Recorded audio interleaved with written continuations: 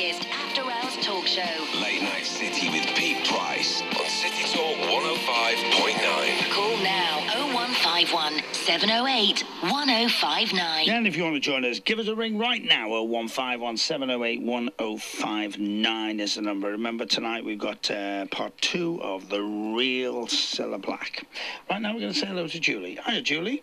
Hello, Pete. Hello, Julie. So I get an email from the other side of the world from Sam Kane. Yes. And you'd got in touch with Sam. Sam put me in touch with you. And isn't it a small world? It certainly is. Yeah. It certainly is. You have a story. Take as long as you want. Tell me all about it. It started in 2003, Pete. My daughter and husband had the first baby boy called Conor. He was fitting well till he was 3.5 months of age. He just had a little bit of a floppiness to his legs. No one was really concerned, but I after having a few children myself, I thought it was a bit unusual. He got taken to the GP, and he ended up having to have some tests. Worst case scenario, we thought he may have had something wrong with his legs, and would maybe need a wheelchair. It turns out after many tests, after a few weeks of waiting, it came about that Conor was diagnosed with a muscle wasting illness. It's a very severe one. It's called Spinal Muscular Atrophy type 1. It's a childhood form of motor neurone disease. So as you can imagine, we were absolutely devastated. Julianne and Phil, the whole family and community were just devastated, especially when we were told that in the UK that no child lives over the age of 1. We were devastated, and within a few days we'd heard, going back 11 years now, we'd heard that there was children in the USA who were in the teens and in the late teens going to university.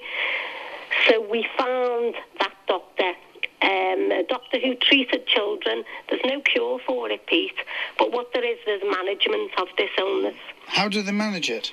What they do is, when you say muscle wasting, I thought to myself, why will he die? They said, take him home. He's going to die. He's not going to live long because he has a muscle wasting. And I thought to myself, well, why will he die? He's got his arms and legs. They can't kill him. But I didn't realise, at that time, that the main muscle in your body is your respiratory system, which is your heart and your lungs. Now, the lungs waste away in any muscle wasting illness. It's the main cause of death. And that's what happens to people to children with SMA, to adults with motor neurone disease and ALS. So when we found out about children living longer in America and being teenagers and living a life, we wanted to know who that doctor was. I actually asked a man who's listening at the moment, his name's Paul Woods, who lives in Huyton by where we live, to have a look on the internet, and he actually found the name, he found everything about a doctor called Dr. John Back, and he was based at the University Hospital in Newark, New Jersey. Mm-hmm. Paul Woods emailed him. I didn't know how to email. He just did it for me. And that was on the Saturday. And Monday morning, Paul knocked on my door, said, here's the doctor's secretary's number. Give them a ring and go out to see them. So within a few hours, a fundraiser was set up in my house, a little committee. And within 3 weeks, we raised all the money to go to New Jersey to see the doctor. It was, the flights were donated by Mr. Spendlove, who lives near to us in Huyton. We went to New Jersey and we met the doctor, and he was a fantastic man. He said that maybe Conor would not live till he was 2 or 3, but he could help with the management, his protocol, and we followed that to the T, which was basically a machine to help him breathe overnight, which a lot of people use for sleep apnea. It's called a BiPAP machine. And the concept of it is, if your muscles waste away and you need them to rejuvenate. This would rejuvenate them overnight, his lungs. And also machines help him cough, because his cough muscle would actually reside as the years went by. We came back to the UK full of joy. We'd actually been in the Liverpool Echo, and Conor was started on this equipment by his mum. The local hospital then took Julianne under the wing and Conor, and all the hay had been fantastic ever since then. He's been in and out of hospital for quite a lot of his life, but he does well. He has quite a lot of chest infections, but he does really well. Goes to school, goes zip wiring, does every single thing, but he cannot move a muscle. Right. He moves his finger and his index finger and his thumb on his right hand, and uses his PlayStation to do everything through that. He talks, he does everything on a keyboard. Now, the last few months, he has really deteriorated in his muscles. He's 11 now. He was 11 in June, and we are so glad that we still have him. We do know that was due to the devotion of his mum, Julianne, my daughter. But sadly, sorry, please. Don't worry, just relax. Just don't worry about it. You just take your time. Take your time. But sadly, on the 1st of August, Julianne went to bed and fell asleep, and she never woke up. It's thought she had a massive epileptic seizure in her sleep, as she has recently been diagnosed with epilepsy in March this year. Julianne's gone now, and everybody else is rallying round her husband and her other little boy and Conor. So at the moment, what we're doing is, in Julianne's memory, because a month before she passed away, she was so upset at Conor's deterioration of his talking, and I'll have to just stop a minute, sorry. Don't worry, you stop. I don't want to cry and talk like this, because Excuse me, don't be so... the love and passion and feeling and emotion you're feeling, we're all feeling, so you don't worry about it. I know. You just be yourself. See me upset. Of course she would. She knows what you are. You're a mum, for God's sake. Don't be apologising. You just take your time. Okay. No, so she spoke since he turned 11 in June. We did realise how much his speech was affected. His muscles round his mouth, he's even stopped his little smile. So she said to me, Mum, I'm upset about this, and we'd all spoke. We were all upset about it. So I said to her, have a look on the internet and see what the children and the adults in the USA who are leading the field with SMA type 1, what they're doing, what they are using. And she came back to me and she said, Mum, there's a thing out. She said it's called a Toby eye gaze. She said, and Conor could talk with the technology of using his eye, similar to what Stephen Hawkins uses. Yeah. I said to her, Julianne, we will get it for him. We will get this. And she said, Mum, it's so expensive. I said, I don't care how much. He can have talking aids, but he cannot press his fingers anymore to press down on these talking things. What he would be given by the NHS. So we spoke at great length about it, and I decided, as Julianne was a private person, when I came back off my holiday, I was about to start this fundraising drive with all my friends from Huyton, the surrounding areas, and Liverpool. I was due home on the 2nd of August from my holiday.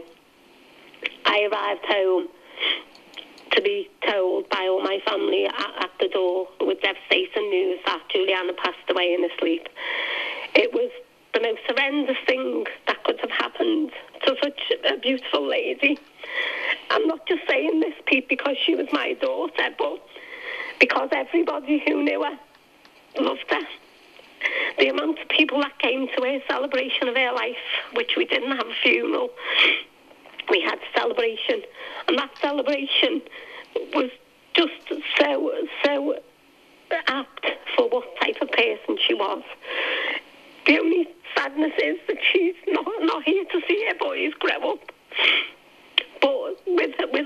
with her guidance, me and my family and everybody else around us will make sure Conor and Cameron have a long and happy life. So I'm just going to gather my thoughts together now and just say to you that the people around me are just so fantastic. I've got a committee at this moment working on this fundraising night, which we are having on the 4th of October in the Huyton suite in Huyton. And it's a ball, it's a charity ball. A lady has kindly donated time to decorate the hall, and we are having raffles, and we're having entertainment, and we're having a good night to get the money for Conor to have Julianne's last wish. What sort of money is it? Well, we're looking at it in excess of £8,000. That is for the top of the range. And remind everybody what it will do. What it will do, it will enable Conor to speak fluently, which now when he talks, he's very mumbled because the muscles around his face are deteriorated. So what it will do, Conor will have a screen in front of him. He will have, similar to a microphone, but it will be on the retina of his eye. And he will, it's a bit like space age technology, Pete. Mm-hmm. He will be able to look at the words he wants to say and blink, and they will speak for him. Wow, it's a hell of a thing, isn't it? It's just amazing, and I didn't even know about it until Julianne told me just a month before she passed away. And I had a look on the internet, and just I thought to myself, this will make Conor's quality of life a hell of a lot better. It will make my daughter happy to see her daughter happy, and that would make me the happiest person in the world. So there is a good support with this fundraising going on. Apart from Saturday, the 4th of October, at the charity ball, we'll be having, after that, there's a zip wire over Snowdon, which my cousin is organising. There's going to be a lot of local lads from our area, my son included, Anthony Durkin, and his friends are climbing up walking up Ben Nevis. There's a football tournament which Michael Corliss is actually hosting, and there's going to be a fancy dress Christmas party in December at the St Agnes's Labour Club. So I am sure that we will get that money. We have over half the money now, Pete, believe it or not. This is just what people have donated. How can people find out more about it? Well, they can either email me, Peter. Is there not a Facebook or a Twitter? Yeah, there is Facebook. Facebook's easier. So. Yeah, I'm Julie Durkin, but I'm Julie Brown Durkin. So what actually is the Facebook? My Facebook is Julie. Yeah. And it's a hyphen, and it's Brown, which is my maiden name, right. Hyphen. And then Durkin, Durkin. So that's how they can find out more? That's how they can find out more, by speaking to me on Facebook. Fair. Or juliedurkin@hotmail.com, which right. I don't mind people contacting me in that way. And Julianne was at Clare House many of times, with yourself and Conor. Mm-hmm. She actually, Conor was raising cash for kids a few years back, and he sang live on Radio City, Twinkle Twinkle Little Star for Cash for Kids, and raised quite a lot of money. So he raises money for Clare House himself, even though he goes there. He's a remarkable little boy, and it's all a testament to his mum and his dad and the family. So you've had the heartache of this little boy, you and all the family and friends who love this little boy, and then this dreadful, dreadful heartache of Julianne. Yeah. It has been so sad, and the people have called it a tragedy. And I don't really like the word tragedy, but when I do look back, it's something that you don't think will happen to you, Pete. You think it happens to other anybody people. Else, yeah. You do, and Conor's illness was the worst tragedy, the worst thing in our lives. And for this to happen, it has just been, it's really, we can't really get our heads around it, but what's keeping us going is Julianne's last wishes. It's as though she was... This come about because of Julianne. It's like a legacy to Julianne. And the support we're getting is fantastic, but any more support. People have said to me, you think, one of the footballers, or you think so-and-so, who had the money would donate it. Well, maybe people are listening now, Pete, because whatever money comes in, and any money that's over will make Conor's life a lot better. It'll be any other independent aid that he needs. It will be anything that he needs in his future that Julianne would never have to worry about. Julie, how has Conor taken it? Does he understand? Oh, yeah. Conor, well, I will say to you, mention before, Mouse Your Own is the child. It's the adult version of Conor's illness. And as you know, Stephen Hawkins has that illness, and he's got a fantastic mind. Conor is of the same mind. His brain is fantastic. He's 11, but he has the school age of a 14 to 15-year-old boy.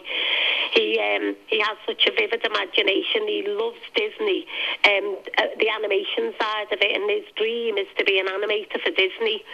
He knows he can't fly because of his ventilator, because he is ventilator dependent, but still gets around, and he does know he can't ever go to Disney.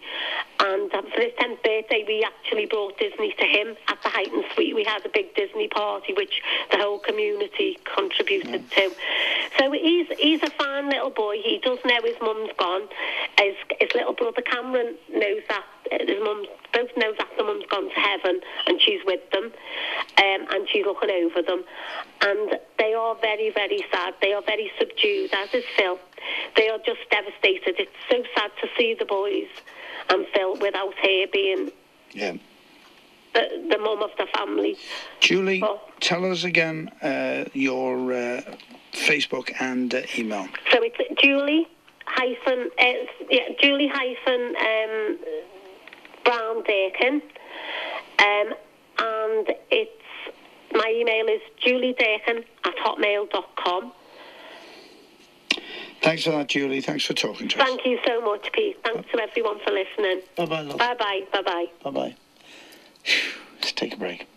Late Night City with Liverpool Stop Smoking Services. October is Stoptober. Get your free quit pack at citytalk.fm.